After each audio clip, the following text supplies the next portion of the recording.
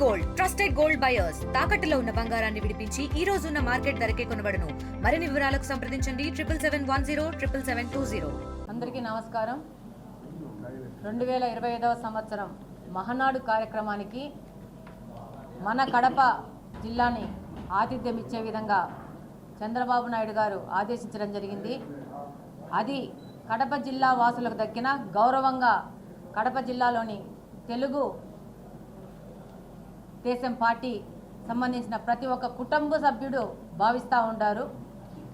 ఈరోజు కడపలో ఈ యొక్క మహానాడు కార్యక్రమం ఏర్పాటు చేయడం, అలాగనే ఈ మహానాడు కార్యక్రమంలో 27వ తేదీ సంస్థాగత సమస్యల గురించి, అభివృద్ధి గురించి, అలాగనే 28వ తేదీ ప్రజలకు ఏ విధంగా ఇంకా మంచి పరిపాలన అందించాలా, ప్రజా సంక్షేమం ఎలా ముందుకు తీసుకుపోవాలా, అలాగనే రాష్ట్ర అభివృద్ధికి ఏ విధమైన కార్యక్రమాలు చేయాలని చెప్పి ప్రతినిధులు చర్చిస్తారు. అలాగనే 29వ తేదీ బహిరంగ సభ, పెద్ద బహిరంగ సభ ఏర్పాటు చేయడం జరిగింది. దానికి కడప జిల్లా, ఉమ్మడి కడప జిల్లా నుంచి పెద్ద ఎత్తున తెలుగుదేశం కుటుంబ సభ్యులు, అలాగనే సాధారణ పౌరులు కూడా పెద్ద ఎత్తున ఈ యొక్క సభకు హాజరవుతారు.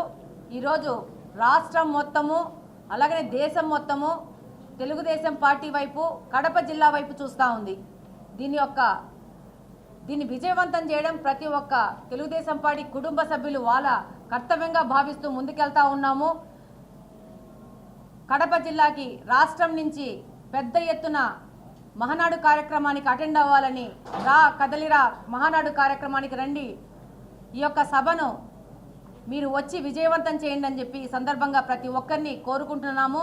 ఇదే వాళ్ళకి ఇచ్చే ఆహ్వానం అని తెలియజేసుకుంటున్నాను. Thank you. 43 సంవత్సరాల తెలుగుదేశం పార్టీ చరిత్రలో మొదటిసారి కడప జిల్లాలో మహానాడుకు వేదిక కాబోతా ఉంది.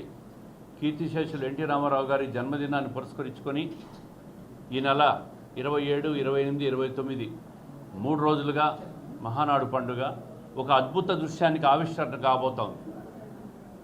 ఎప్పటి నుంచో ఎదురు చూస్తూ ఉన్నాం ఈ మహానాడు కార్యక్రమాన్ని కడపలో ఎప్పుడు జరుపుతారా అని పార్టీ ఈరోజు రాయలసీమ ప్రజలు, ముఖ్యంగా కడప ప్రజల గౌరవార్థం 25 సంవత్సరాల తర్వాత మొదటిసారి కడప ప్రజలు ఉమ్మడి జిల్లాలో 10 సీట్లకు గాను 7 సీట్లు గెలిపించి, రాయలసీమలో 52 సీట్లలో 45 సీట్లు కూటమి ప్రభుత్వం గెలుచుకొని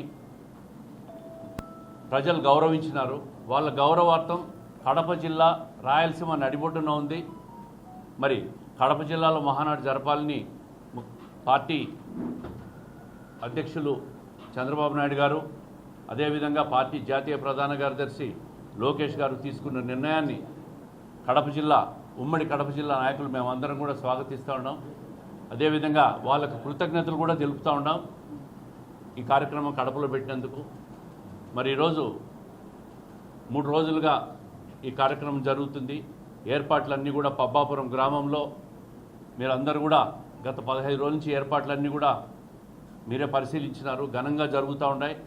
మొదటి రోజు పార్టీ సంస్థాగత నిర్మాణం మీద, రెండవ రోజు రాష్ట్ర అభివృద్ధి మీద, అంటే ప్రభుత్వం ఏర్పడి 22 సంవత్సరాల్లో అధికారంలో ఉన్నప్పుడు ఏమే అభివృద్ధి కార్యక్రమాలు చేశాం, అదేవిధంగా మిగిలిన కాలంలో ప్రతిపక్ష వైఫల్యాలు, రాయలసీమకు ప్రభుత్వంలో ఉన్నప్పుడు చేసిన కార్యక్రమాలు, ప్రతిపక్ష వైఫల్యాలు కూడా రెండవ రోజు కార్యక్రమంలో ఉంటాయి. మూడవ రోజు భారీ బహిరంగ సభ, రాయలసీమ వ్యాప్తంగా ప్రజలందరూ కూడా జన సమీకరణ చేస్తున్నాం.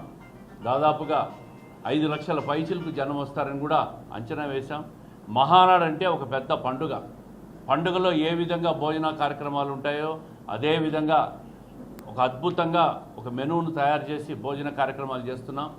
ఉత్తరాంధ్ర, గోదావరి జిల్లాలు, ఉభయ గుంటూరు, కృష్ణా, ప్రకాశం జిల్లాలకు కూడా రాయలసీమ రుచి చూపించబోతున్నాం.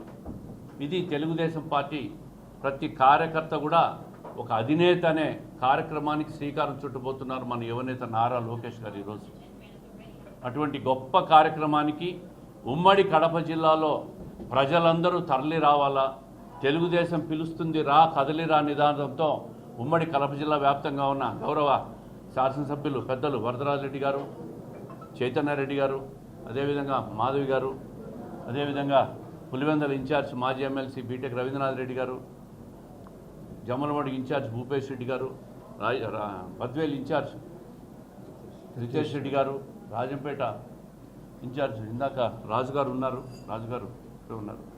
కోడూరు నుంచి రూపానంద్ రెడ్డి గారు, మరి రాయచోటి మంత్రి గారు ఆయన దగ్గర మినీ మహానాడు కార్యక్రమం ఉండడం వల్ల ఈ ప్రెస్ మీట్కి రాలేకపోయినాడు. ఇప్పుడే జన సమీకరణ మీద కూడా రాష్ట్ర పార్టీ అధ్యక్షులు అదేవిధంగా గ్రూప్ మినిస్టర్స్ కూడా ఒక డిస్కషన్ చేశాం. 29వ తేదీ జన సమీకరణ భారీ స్థాయిలో చేస్తున్నాం. ఎట్టి పరిస్థితుల్లో ఈ మహానాడు కార్యక్రమాన్ని ఘనంగా జరుపుతున్నాం.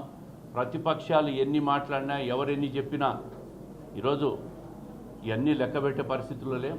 ఈ మహానాడు కార్యక్రమం కడప ప్రజల గౌరవం కోసం జరుగుతున్న కార్యక్రమం ఇది. గత 5 సంవత్సరాల్లో వైఎస్ఆర్ కాంగ్రెస్ ప్రభుత్వం ఉన్నప్పుడు ఇదే జిల్లా నుంచి ముఖ్యమంత్రిగా ఉన్న జగన్మోహన్ రెడ్డి గారి జిల్లాకు చేసిన అన్యాయాన్ని కూడా మహానాడులో మేము చర్చించబోతున్నాం. పూర్తిగా ముఖ్యమంత్రిగా విఫలమై కడప జిల్లా సొంత జిల్లాకు కూడా అన్యాయం చేసిన ముఖ్యమంత్రిగా చరిత్రలో నిలిచిపోయే వ్యక్తి జగన్మోహన్ రెడ్డి గారని ఈ సందర్భంగా తెలియజేస్తూ, మరి ఈ కార్యక్రమాన్ని కడప ప్రజలందరూ కూడా జిల్లా వ్యాప్తంగా ప్రజలు, తెలుగుదేశం పార్టీ కుటుంబ సభ్యులు అందరూ 3 రోజులు ఈ కార్యక్రమాన్ని హాజరై ప్రతి ఒక్కరూ ఒక బాధ్యత తీసుకొని ఇప్పటికీ ఎవరి బాధ్యతలు వాళ్ళకి ఇచ్చారు. కమిటీలు వేసుకున్నాం. మిగిలిన జిల్లా స్థాయిలో కూడా కమిటీలు వేసుకొని వాలంటీర్ స్థాయి నుంచి కూడా పై స్థాయి వరకు కూడా ప్రతి ఒక్కరూ కష్టపడి పనిచేస్తున్న పరిస్థితిని చూస్తూ ఉన్నాం. మరి ఈ కార్యకర్తలకు, ముఖ్యంగా కడప జిల్లా ప్రజలకు ఒక గౌరవంగా ఈ మహానాడు కార్యక్రమాన్ని ఘనంగా జరపబోతున్నాం. ఈ స్థాయిలో సక్సెస్ చేయాలనేది మేమందరం జిల్లా వాళ్ళందరూ మాట్లాడుకోవడం కూడా జరిగింది. ప్రతి ప్రాంతం నుండి వేలాది మందిని తరలించి ఇక్కడ 5 లక్షల మందితో ఇక్కడ మహానాడును సక్సెస్ఫుల్ చేయాలనేది కోరుతున్నాం. మరి పార్టీ ఆవిర్భావం తర్వాత ఎప్పుడు కూడా కడపలో మహానాడు జరగలేదు. ఇటువంటి మహానాడు జరగడం అనేది రాయలసీమలో ప్రజలందరూ కూడా జరగాలని వాళ్ళ అభిప్రాయాల మేరకే మేమందరం అడిగిన అభిప్రాయం ప్రకారమే ముఖ్యమంత్రి గారు కానీ లోకేష్ గారు కానీ కడపలో జరపాలని నిర్ణయించడం జరిగింది. కొంతమంది కడప అంటే ఏమంటారు, ఏంటి కడపలో జరిపితే ఏమవుతుంది, కడప అంటే ఏమనుకుంటారు, ఏం లేదు. ఇక్కడ మేమందరం ఉన్నాం, అన్నిటికూ సిద్ధంగా ఉన్నాం. కడప ఇప్పుడు ప్రజాస్వామ్య పద్ధతిలో 10 సీట్లకు 7 సీట్లు గెలిచినాం. ఇక్కడ ఎక్కడ ఎవరిది ఏం దన్నాలు కిందాలు ఇక్కడ జరిగేదానికి వీలు లేదు. కాబట్టి మా ప్రశాంతంగా మహానాడును బాగా జరుపుకోవాలా. పార్టీ ఆవిర్భావం తర్వాత కడపలో కొత్తగా మహానాడు పెట్టడం జరుగుతుంది. కాబట్టి భారీ సంఖ్యలో తరలి వచ్చి అందరూ కూడా జయప్రదం చేయాల్సిందిగా కోరుతున్నారు. ఈ మహానాడులో కొన్ని కడప జిల్లాకు సంబంధించిన అభివృద్ధి కార్యక్రమాలు కూడా ముఖ్యమంత్రి గారు ప్రకటిస్తారని మేము ఆశిస్తున్నాం. ఆయన దృష్టికి కొన్ని అభివృద్ధి కార్యక్రమాలు కూడా తీసుకొని పోతున్నాం. కాబట్టి ఇక్కడ ఇందాక ఒక మంత్రులు మేమందరం కూర్చొని భారీగా జన సమీకరణ చేయాలని మాట్లాడుకున్నాం. అన్ని రకాల మేమందరం కూడా కలిసి జిల్లాలో అందరం ప్రతి ఒక్కరూ కలిసి సాయి శక్తుల 5 లక్షల మందికి తక్కువ లేకుండా మహానాడు జయప్రదం చేస్తాం. ఇండియా పాకిస్తాన్ తాజా అప్డేట్స్ కోసం డౌన్లోడ్ చేసుకోండి RTV లైవ్ యాప్.